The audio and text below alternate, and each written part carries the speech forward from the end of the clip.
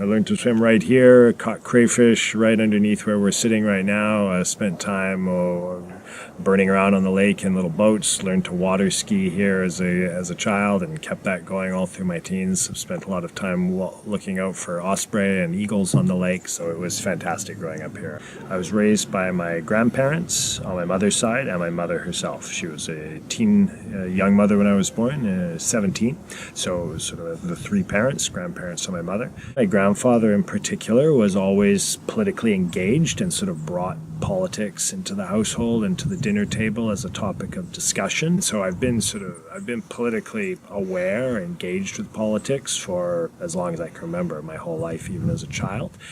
Well, I started doing martial arts when I was 13. I started doing karate in town, and I was certainly heavily involved in that school until I was into my early 30s. And then that's when I started branching out and also did some other sort of street-oriented self-defense training, and then that's when mixed martial arts was coming big on the scene, and so I started exploring a bit of kickboxing and some grappling training as well, and I've enjoyed all of that. Starting that at 13 in grade 8, I think was really valuable for me. I was just sort of at that point where school starts to get a little bit more demanding, and it definitely seemed to give me the discipline to really start to really study harder and excel a little more in my studies.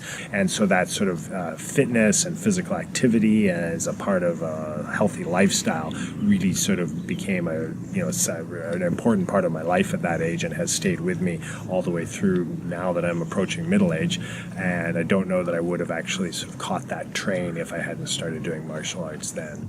So RAPTAC is the Helicopter Rappel Forest Firefighting Program. Members of that program rappel from helicopters to get to fires that would otherwise be almost inaccessible through other methods. I started working at RAPTAC in my early 20s. I was just finishing up at UVic. It was something that I thought I would just do for a couple of years, but it really got its hooks into me with the adventure, some of the sense of purpose and public service that was involved, and also just working with such a fantastic group of peers and co-workers. I ended up spending 20 years doing that, and in the last few I was essentially the second person in charge of the helicopter rappel program. As time went on, I think my sense of pride in sort of being a part of the public service and serving the public and helping in some small way to contribute towards protecting our home really grew in me. But you certainly hit on it a moment ago, probably the most continuously engaging part of working there for me were my coworkers. Just had this fantastic group of really sort of everyone was mentally and physically active,